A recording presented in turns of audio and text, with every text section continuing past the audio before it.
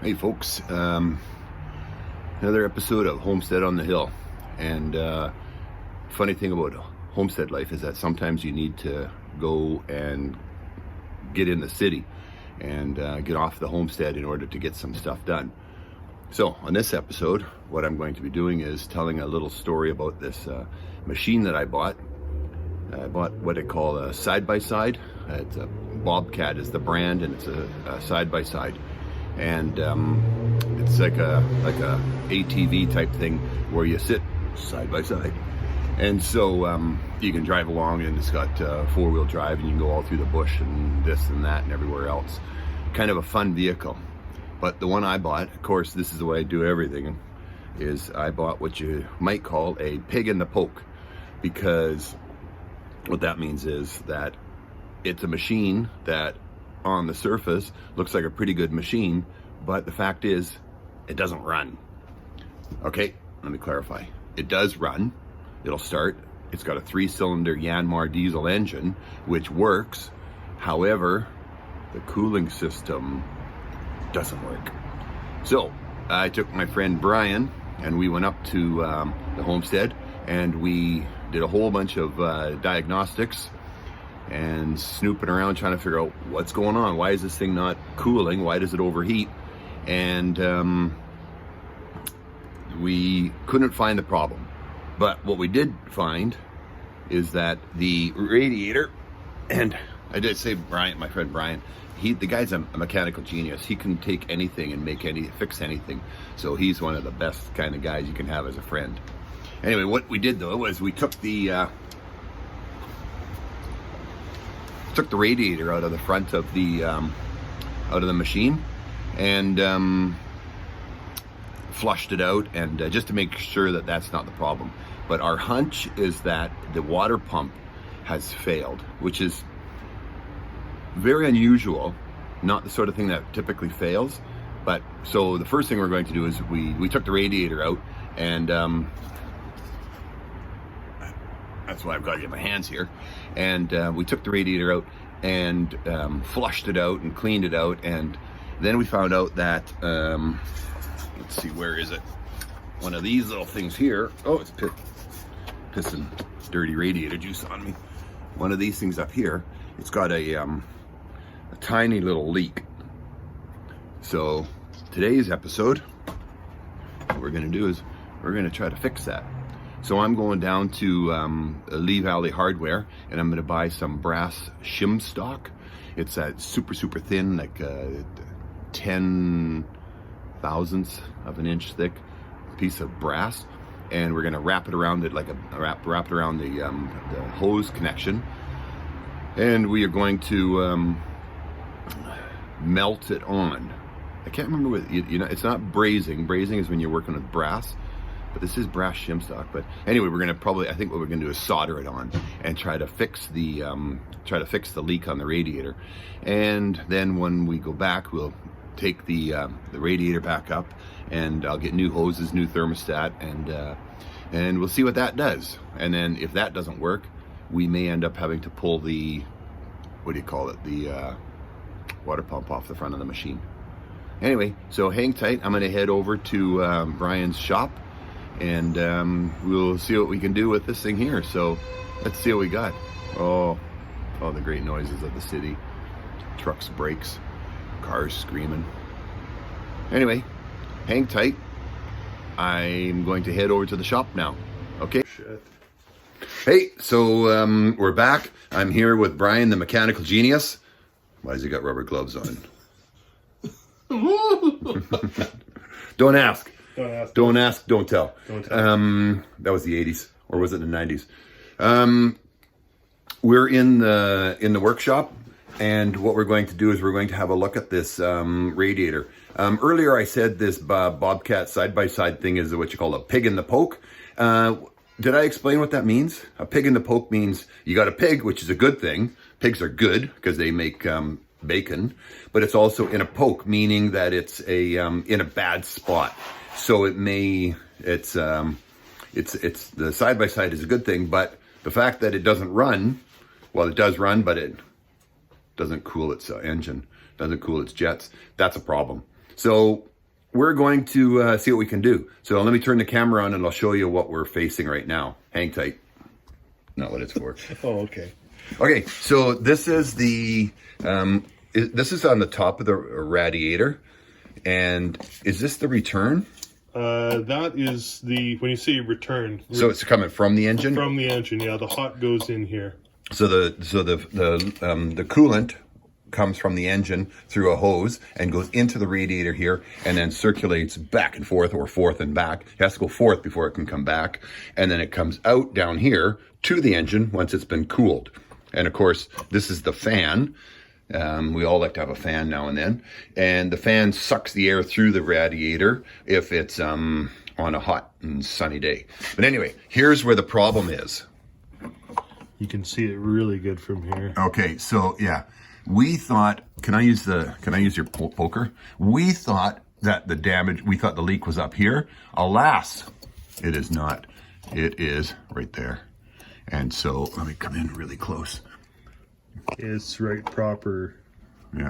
Oh. It's fucked. Yeah, it's fundamentally damaged is what he meant to say. It's fucked. So we're not sure what we're going to do now. So thankfully the cool weather's here, so we can run the side by side without a radiator. Is that true, Brian? Not really. It's like a pig in a poke. Oh man.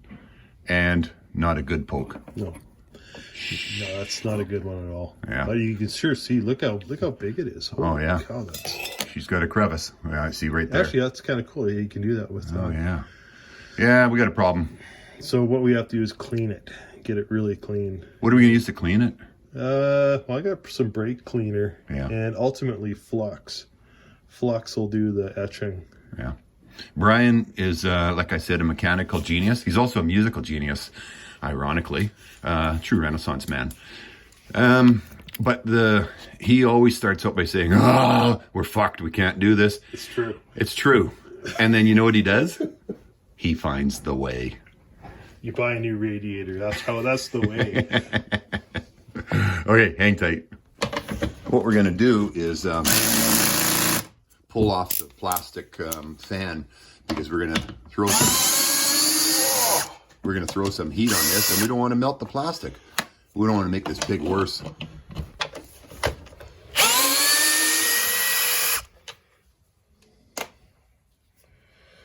Okay, so you can make a note to self.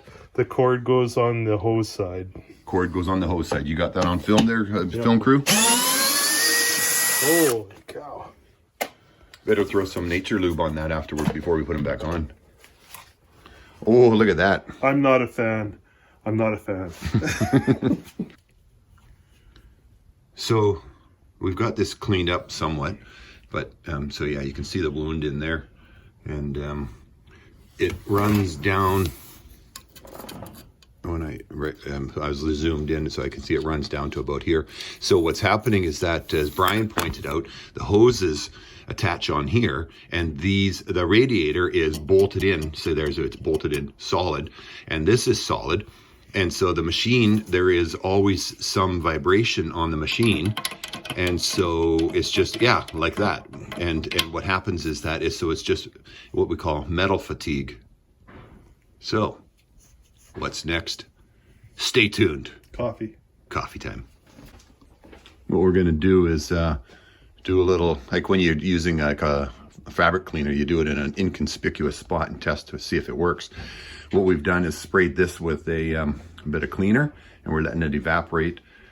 And then we're going to try to do, see if we can solder onto here before we get into where the actual real issue is. So you can see the evaporation happening right there. You can see the shrink spot's getting smaller. First thing we'll do, put a little dab of flux. What is flux? Flux is a zinc chloride in a petroleum. So the zinc chloride is the actual stuff that does the cleaning, and this other kind of whatever the petroleum is, just is so you can spread it easily. It's like a paste, right, that it's suspended in. Right. And the purpose of the flux is to Get the flux out. get the flux out of there. The purpose of the flux is to clean so that it gets rid of the impurities and oxide that will impede the soldering process. Yeah, exactly. Okay. Okay, is that going to stand upright? Not for long, but Yeah. we'll try it. Okay. Look how fast that is. Look at that, it's not sticking at all. Well, see how the solder just beads off. Yeah. That's not a good sign. Nope. It tells us that we can't solder it. Okay, so that little experiment proves to us, rather than when we're trying to work down in here, so testing it up here shows us that we cannot solder this radiator. Yeah. Plan B. Okay. See how the solder, it just beaded up and ran off. Messed up Brian's little brush. Now we got to figure out, now what? Maybe this might be aluminum. What say you, old wise one? It looks like an aluminum. It really does. And we can't solder aluminum. No. Hang on. Yeah, see, this is Brian's shtick. He says, we can't do that. And then he says, hang on. There is a product made that you can. It's they're a zinc brazing rod, if you will. Yeah. And you can actually do it with a torch. See, this is why I come to Brian, because he's a freaking genius. So Doesn't mean it'll work, though. doesn't mean it'll work, but hey, it's not working what we're doing right now. So my solution would have been to get some of that what do you call it? JB weld. You know what? That might actually be your best plan of attack. Just JB weld the damn. A low tech solution too. Yeah, but it won't stop the crack from permeating, like going further. Continuing down, running along here. Yeah. It's on its way right now. Yeah. So this is what we wanted, was to have the solder and see how it dripped down onto the brass bristles on this little wire brush, and it's stuck there quite nicely. Unfortunately, it didn't stick here where we want it to. I think it's time to go for another coffee. Okay, so we went for coffee, and while we were in having coffee, we hey, you can see the fan is back on the radiator, and the gap is still there. There's my mechanical genius buddy Brian, and what we realized is that what we did was we went in and we did a little web search. What is this radiator made of? And we found out that it's probably aluminum, and we thought this is going to be difficult, that's one word for it, to weld or braze back into a usable form, because what could possibly happen is that seam continues to split. So we thought, that whole thing, discretion being the better part of valor, we thought, let's integral part of an engine is the cooling system. So we were searching online and said, hey, what would it cost to get a replacement radiator? And right from the Bobcat website, $446. So that's how we're going to fix it. I bought a new radiator, and so it's being shipped to my house. So that's how we're fixing the Bobcat for now. I will update you when the new radiator gets in, and we will have we'll just cut film now, and we can pick up when the new radiator shows up. So that's it for Homestead on the Hill up to this point. Now we wait for the radiator to show up at the house. See you soon.